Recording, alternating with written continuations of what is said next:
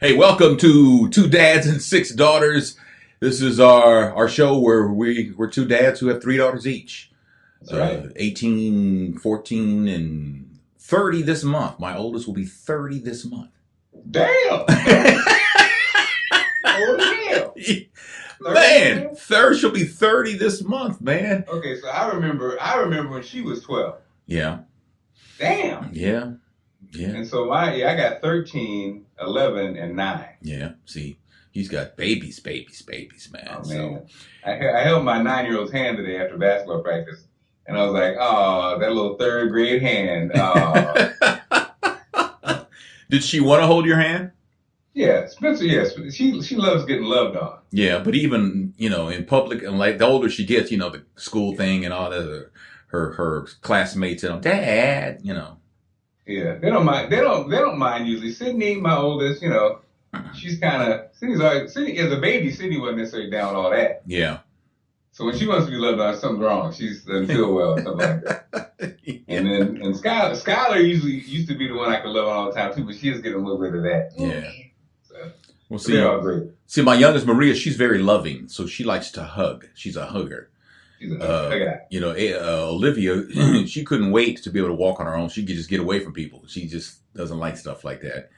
And it's like her father. And my 30-year-old, soon to be 30-year-old, I don't know because it'd be kind of creepy if I tried anything. So. You're a dad, man. That was not a problem.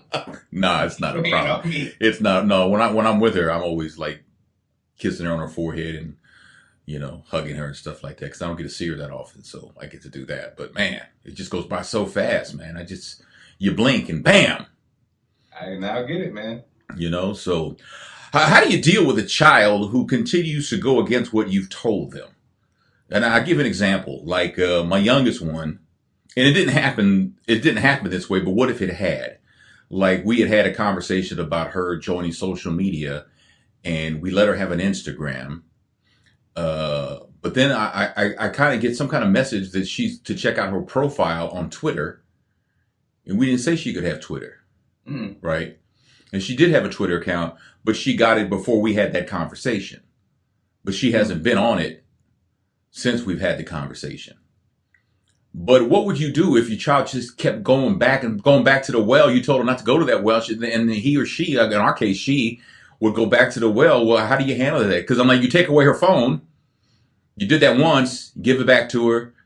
Second time, what do you do? I'd say, well, if she did, that would take the phone away. Again? The phone was important. Again. It would just be like you can't have a phone for the rest of the year. Okay, it'd be for a longer period of time. Take away her social media connection. Mm-hmm. And hopefully that would be and stick by it. Mm-hmm. And then that's what I probably would do. Yeah. Which I think the phone that's the dynamic that our parents never had to deal with. That's new. The phone is the gateway to the whole universe. Right. So remember back in the day, you can't don't have anybody call my house after 7 o'clock. Now the kids got a phone, they can talk to people in China. It's a whole different thing. So yeah, the trust issue is very important. I think you really just have to keep on having that relationship with your kids and keep on because there's some things that we just have to trust them on. Yeah. And be like, all right, I can't really find out, but I hope that you won't disrespect me. Of course you can do the shame and guilt thing. That trick works sometimes. Well, I told her, I used to tell Olivia, and of course she's away at college now. I tell Maria, I said, when you're on a computer here at the house, I said, from my job, I can see what you're doing. And which I can. But because you are a computer genius. Well, I'm not. No, I wouldn't go that far. But I haven't looked in a while. I mean, when we first gave Olivia Facebook, my second daughter, it came with a lot of parameters, and the username was actually my name. I mean, how they use the email thing. It was my email, and it's still about taking the power out of something. My daddy's Facebook, and it still is. I told her I told her when she was still in high school, change it if you want to change it, because she always said, "When's the last time you watched my Facebook activity, and I said I don't remember because I had stopped looking a long time ago. So, but yeah, it's just when a child keeps doing. It's like when my grandson was 5 and he was here, and I would tell him don't do this and that, and he would do it, and I said next time this happens, I said me and you, man, and he did it. He did it. He did it again, right? And I'm thinking, hell, I don't even know how to hold a belt, man. I don't know how to do any of that stuff, but I had to figure it out. I had to show him who's boss, because there are rules, there are consequences to your actions, things like that. And, it's like one of those things. He was 5, so he was 5 years old. Yeah, but you still got to learn. You Did still. you get the belt, man? I did Grandpa brought the belt out? I did bring the belt out, man. That's old school for real. And I swung it like walking out of my bedroom to get, loosen up the arm. Loosen up the arm. And I swung and the belt flew out of my hand, man. I mean, because I've never spanked a child. Ever. Have you ever spanked your girls? Yeah. Yes. Chiming in, yes. Early on, I think, now I don't even remember the instances, but yes, I did spank. I think each of them have felt the lash. Mm-hmm. I think one of the tragic whipping or in trouble was Skylar, Sydney said Skylar bit her. She was like 3 years old or something. And I was like, did you bite your sister? She's like, yes. And I think I spanked her on purpose. Yeah. And then she didn't know what that meant. After she got in trouble and I spanked her, Yeah. she didn't know what it meant. So it was like, she still reminds me to this day, I didn't know what that meant. I was like, oh, Lord. What was that for? I don't know what that was for. I don't know what had happened. And then I told you, I shared this story before, when I beat Spencer at the mall when she was like 3. And I was like, Mark. And I looked like I was 300 pounds beating this little 3-year-old at the mall. I saw myself in the reflection of the glass, and I was like, and right before I did it, Allison tried to stop me. But I was like, I don't care. I was like, I saw myself. I was like, oh, that's not a good look. Man. 3. Yeah. See, I've never spanked. My father never hit me. What? Well, see, we should have hit you. Right chest. He never. Yeah, right to the throat. He never hit me, and my mom couldn't hit us when he was home because he didn't allow that. At least not when he's home. So he never hit. He used to make a stand in the corner though, like half the night. That doesn't match the stereotypical Hispanic machismo thing. Well, stand in the corner. But my father had such a horrible childhood, and so I think he brought a lot of that of what and he saw what kind of man he did not want to be based on seeing his father. So I think that he was going to be the opposite of everything his father stood for, because his father stood for nothing, Oh, man. So, but I don't know. And so I got that. So when Latrell was here, if you still go into the family room, you can see, if you look down in the corner, you'll see 2 little sweat marks from his forehead that are still there. You had him do the...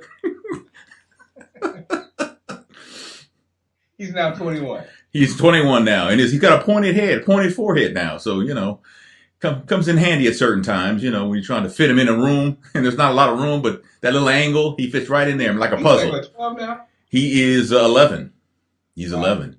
Yeah, so I was reading where George Foreman V was arrested over the weekend. Police say he attacked his wife.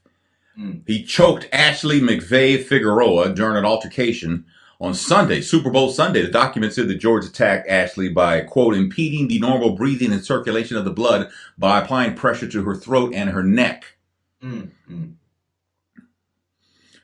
See, this is where George naming all his boys George will backfire. Yeah. He's going to be like, hey, George, I heard you beat your wife. That wasn't me. Yeah. That was George. That was not George. What is it? Yeah, that's right. It was George V. Yeah, not George or George. Everybody's named George. Man, George. His brother losing his job. People looking at him in church. I'm George number 9. It was my brother. He was confusing. So I mean, how you got George A, George B, George C, George D? I mean, that's I don't know, man. I think that's the one thing that is kind of tragic about, like being a parent. Yeah. No, obviously George Foreman raised his kids. He was a minister, Hmm. basically, and obviously raised him as Christian, good Christians. Yeah. And but that does not stop one from going astray, huh? I guess That's all no. those things that we want our kids to do and whatever, they have to live their own experience. So Yeah, but I mean, if you're George Foreman, our George Foreman, and your adult son beats his wife or chokes his wife, what do you do? I would I mean, definitely he's your adult child. Do you bail him out? uh, bail them out. No, Do you hire him? no, Do you ain't hire no him? bailing out. No bailing out. No, if you he'll be in jail and he Hmm. would sit there and think about it, Yeah. and I might kick his ass, Yeah. Yeah. because it's ridiculous, You know, George still got that hook, man. So, right? And you are a reflection. You're a reflection of me, yeah. but more importantly, what you stand for your family, Hmm. and that's that is one thing I will say, man. I don't play that, and I would not. I'd be the worst father for that Hmm. because I would kick his ass Yeah. because I don't have friends who I know that beat their girlfriend or wives. I don't endorse it. Hmm. And if you are my friend and do, I would probably kick their ass too. But you know what, man? I We, would say we that. we live in this world, and I'm with you on that. We live in this world now where we say because you and I are old school, which is all because we. But now people say, well, what did she do? Right. That is sad. That is so sad. Yeah. But that's just the difference in values. You know, if you're taught to respect a woman a certain way, then that's not the conversation. Hmm. And if you're not, then that's the conversation. But there has to be exceptions, though, man, because obviously George Foreman the Fifth was taught how to respect women. Well, now, like you said, maybe his dad. See, that's No, but I can't make that leap, though, man. what I'm saying is, no, what I'm saying is, this is what I'll say. All right. Sometimes the old school method, especially coming from the church, Yeah. is that kind of craziness where you have some of that craziness where the man of the house thing, and basically is the boss over women and rules with an iron fist, and you know what I mean. That's kind of sadly a part of the old school thing too. And I hope that's not the case. That's Where, that's you know, that's where we are. We're like, well, what did she do? And it's like, are you serious? You know, are you serious? So I saw. and people, like you said, people will argue you down, and even women Hmm. argue you down, and because like it's a change of it's a different philosophy. Like Yeah. some people will say, look, if a woman, I don't care who it is, if they disrespect me, if they hit me, I'm going to hit them. That's the difference in how we look at it. But see that I think the difference there too, and obviously there are exceptions. You being one exception that comes from being from a loving a man, an example of what a man's supposed to be in the house. Now, obviously, you grew up without your father, but you are the exception to the rule because you have nothing but respect for women, and you probably got that because not only were you raised by your mom, but you were raised around a lot of women, her Yeah. sisters. And they had husbands, and I had uncles, Yeah. and what I witnessed with my great uncle and aunt in their 80s, I saw how men treat women, Hmm. and I saw how women treat men.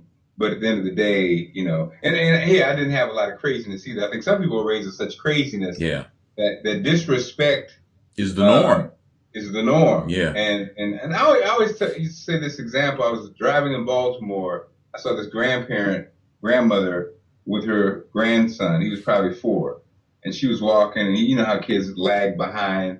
And she grabbed him by the arm and slapped him across the face and said, "Hurry up!"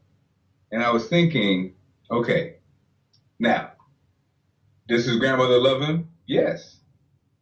Is that how she shows her love or discipline? Yes. So what do you think? Is anything wrong with that? No. But there is something wrong with that. Yeah. You know Well, what I mean? you know the And so, and you know what I mean? So it's like that kid, how could you tell him this when someone slaps you across the face that ain't right? Right. He said, my grandma slapped me across the face. Right. What did you do? I was walking slow. Hmm. And there you go. There you go. Yeah, you're right. You're right.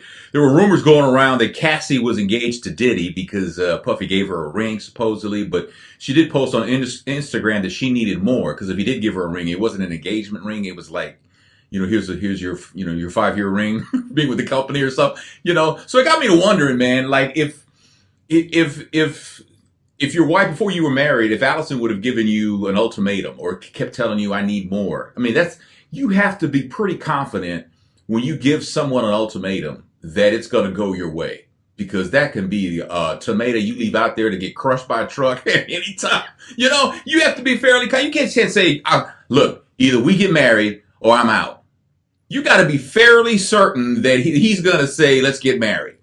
Or in her case, looking at his history, Yeah, you just grasping for straws. I mean, obviously Kim Porter, he has 18 kids with. yeah, He never married her. So what makes you think he's going to marry you? So maybe you just, hey, you're in this relationship with this kind of guy anyway. yeah, And you're seeing that it could turn into that same, you could be Kim Porter number 2. yeah. And so you just kind of say, hey, look, I need more. And you go to the public with like a little support, almost like the last cry for help, because it's not probably going that way. And you're just trying to, Sure. play that game. Yeah. You know what I mean? Yeah. Because it's not like he's already probably going to bail, and you probably already understand that. And don't have a baby with him because that ain't going to keep him with you. Ass old girl and the old girl before her.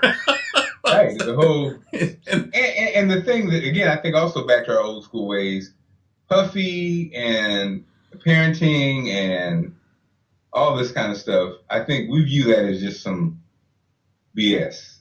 It's kind of like, like this whole. You don't think he's a good father? Well, I mean, I think I think I look at the women in his life and I look at the kids, and I just think it's so selfish when I see guys do that. But it's their life. I can't. It's not really for me to judge, and so I am judging. So that's not right. But you know what I mean? I just think it's kind of. So let me. So he's been active in their lives. He's been supportive in their lives. Yeah. But the example he has set is what you're talking about. Yeah, and I just think, again, that's the old school in me, and I'm judging it. It's not fair to judge, but I just kind of go, if I'm his child, and someone says it's all about your daddy, and on Justin's 16th birthday when he got a Maybach, he had to be in the video giving his son the Maybach. It's the brand, baby. It's the brand. Right, Dad, you could have given me the keys to the car. Yeah. And left it at the crib. Yeah, well, that's ego, though. But you wanted to film it, and you wanted to be in the shot. And I just think that it's all about you. Yeah. So if I think it's all about him, the kids think it's. Well, yeah, but it reminds me back in the 70s or 80s when Reggie Jackson was covering the World Series for ABC when they were doing the World Series. And I forgot who the MVP was, but he was telling them, "You're the MVP, and you just want a new like Chevrolet or something." It was a car like that. And he says, "And since I'm a Chevrolet dealer, I guess it's partly for me too." I was like, really? Really? Oh, really? But that is the industry. The industry's selfish, Yeah, but that was even back then. So, all right. So this next story is your children still in the room, man? No, they're out. Okay, good. A man sued his ex-girlfriend when he found out that she had secretly used his sperm to conceive a child. You're saying, well, how did that happen? Well, the judge ruled that the woman's actions could not be viewed as criminal because the man had given his sperm to her on a voluntary basis. Now, we're not talking about two average people. We're talking about two doctors. Dr. Richard Phillips sued Dr. Sharon Irons several years ago. Dr. Phillips said that his former girlfriend, Dr. Irons, she deceived him by stealing his own semen that she obtained through oral sex. The woman subsequently used his sperm to get pregnant without him knowing, and then they split up, and he didn't know about the baby. He found out about the baby after Dr. Irons filed a paternity suit seeking a monthly allowance, and the judge said you got to pay $800 a month in child support. But he says it was a calculated, profound personal betrayal, and I need compensation for the moral damage she's done to me. She says, I'm not guilty of nothing. I didn't do anything wrong. And the woman says that his anguish could not be considered a reason for the lawsuit, and the court agreed. But he didn't take that line down. He appealed, and the Illinois Appeals Court says the rightfulness of the deceived man is in fact true.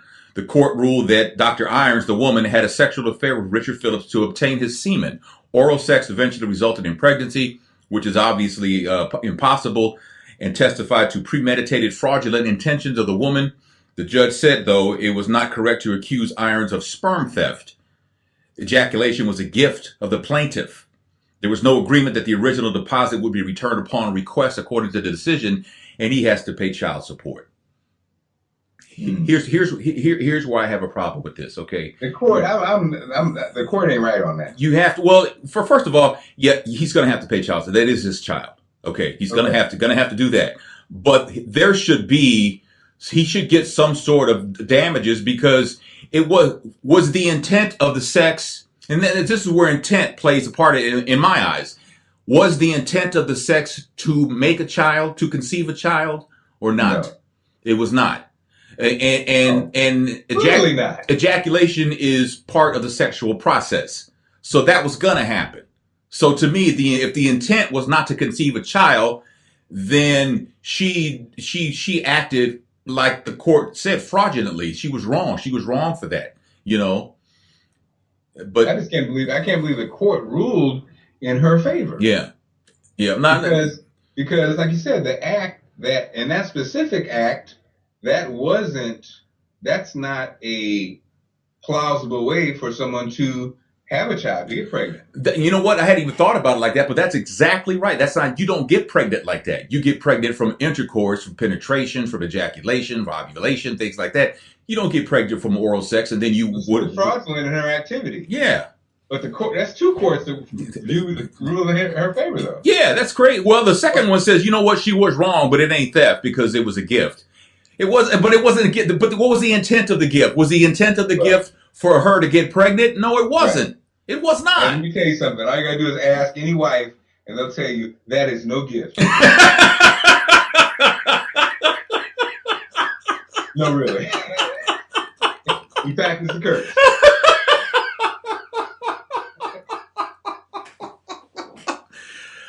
Yeah, man. Man. He should have known, man. He should have known. He should have known. But Tony, how do you know? That's pretty. You know, because you're done, and you're laying there next to each other, and you're talking, and she ain't saying nothing. She just She breaks out the Harpo Marx horn, man. You want something to drink? Strange. Why did she do that? He should have known, but man. Why do you have that ice in your mouth? I should have known. Ice and a test tube? Damn. What the hell is that? I mean, she's a doctor. Man, and I'm like, how long do you have? You know, like how long? Oh, do you know? How long it lasts? Yeah, how long is it active? I don't know. Man. Somebody once told me when it hits the air, it's sterile, but that's not true. Well, that's not true, as we know now. A couple of things have been said are not true. But I don't know. Yeah, I have no idea what's going on with that, man. But yeah, so he kind of got it in his favor the second time, but he didn't get anything out of it except child support. He got a baby. He had a son. Congratulations, man. That's and you know he's got to take care of his son. So how did you, Dad? How did you and Mommy meet? Well, my boy, ask your mama. It's gonna be hard to swallow. But don't say that. Oh man, I don't know. Hey, Mark has been on this juicing 100-day of Raw. Raw, yes sir. Raw 100. Raw 100. That's it, right there. So he's been like having raw fruits and vegetables and things like that. What else can you eat raw? You're not eating raw meat. So what else are you eating raw? Well, yeah, raw. You know, raw fruits and vegetables, and you know, there are a lot of dishes. You know, from kale salad, different salads, and then you know the raw chefs have a lot of dishes that they do, man, that are very good. You know, like they may dehydrate the fruit or vegetable and then kind of combine it. And so, like one of my favorites that's pretty good is I take a seaweed and then wrap some cucumbers, hummus, tomatoes, you know, onions, and have that like as a wrap. What is hummus? Hummus is basically chickpeas. And there's the normal hummus is chickpeas. They actually cook chickpeas. Okay. But they also have raw hummus where they use dehydrated chickpeas. Oh, okay. I got you. But so this month I'm actually juicing. Yeah, you are Jew, Um, and you brought up because Mark has a program that he does. It's called On the Mark. You can check it out on Google. Actually, the best thing you could do is get the Mark Clark app for your smartphone. It's on all the that's the best platforms, thing, Tony. and That's then right. Sell it, but and then and then you can follow him and watch these videos. You can find him where you need to find him. Is the easiest way rather than go through the website Google and try to get the app. And it's all kind of like the act as a hub for all he does on social media. One side place. Also, and the videos go to Tony's Talking 360. You get caught up on the scandal stuff, yeah, and the Two Dads, yeah. and also Tony's. I like your new technology. Oh, do you? Videos. Well, I've always been a tech guy, yes, you have. And I just decided I wanted to do something because I watch a lot of tech videos, but none of them really address the person who just wants to know basics. They don't want to know about how many bunch RAM you need, or they don't want to know about what kind of graphics card would be the best. They just want to know about certain things. What's a great app? The latest one I did had to do with 50 open source apps that can replace very expensive software. Like Photoshop is like a $600 program. Yes. But you can get GIMP for free, and it does just about everything Photoshop does. And I just check out the video. You go talk to. Are you using GIMP on those new graphics you're creating? I'm not using GIMP. I'm using actually this thing called YouTube Slicer. Really? Yeah, and it's a pretty nifty program. It costs like $15 a month for like 3 months, and then it's paid off. So it's like $45. And let's get some clarity on this story. For years I've been telling this story, and I might not be. I take credit. Yes. For getting you into computers. Okay. But is that my story is we were talking about computers. Of course, I was broke and Tony was rich. I was not like, rich. man, you should get the computer. Yeah. And you're like, I don't know about no computers. And then you then got the computer. I did. Yeah. What was that kind of the story? Well, yeah. You were thinking about it. I was my conversation. Yeah. That's really what it was. I mean, I was thinking about it, but I wasn't thinking about it that seriously, right? Okay. But you knew how much I loved information. Right. Right. I would go through the daily paper, the USA Today daily paper, the local paper, and everything like that, and the weeklies and stuff, scouring for stuff for our show. Mark and I used to do a radio show together, and so when I thought about a computer, what would I do with a computer, stuff like that, and the internet wasn't nearly what it is now. Right. Right. And you kept saying you should get a computer, and so I did. The first computer I bought cost me $1,900. No printer, right? And I had to pay extra to get a ROM put in it. It didn't record; it only played, right? And then I went and bought a printer, and the printer cost $650. So I spent about. I really could not afford it. So yeah. After Tony became a computer master, I'm not a computer master. we had a contract negotiation. Me and Tony negotiated together. Oh, we're out of time. Damn it! We wrapped it up. Tony got his 6-figure deal and a computer as a bonus, and I got my. He got your $40,000. I got my 30-something thousand. Like, all right, Mark, beat it. Okay, see you later. Yeah. Bye-bye. But you know what? When you left and went to work on the East Coast, you more than made up for that. Yeah. You did. You hit it out of the park. You hit it out of the. I was so proud of you, man. You hit it out of the park. So it was like for a while, because before Mark, I had Kevin Woodson, and so Kevin Woodson left to go work for Tom Joyner, making way more money than I was making. Mark left and got a job making way more money than I was. So I was just running. I was like Hogan on Hogan's Hero. I was just running through the tunnel after freedom, man. Give me free, and I'll just send you out. And here I am. You're still there. I'm still here. You're still there. It'll be 26 years on the 20th of this month. 26 years. Yeah. Any bigger and better things still to come. Well, that's what they tell me, but but anyway.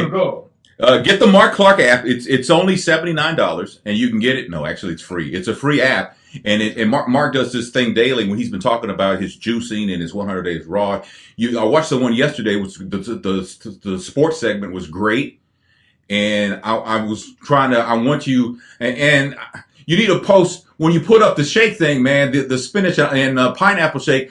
Put a recipe up there, man, so we can try it out, man, because I'm anxious to try that. So, I think we got disconnected, but anyway, I'm Tony Scott, and we've lost our connection, but we'll get him back. But thanks for watching Two Dads, Six Daughters. You can check this out on talking360.com, and we'll see you next time.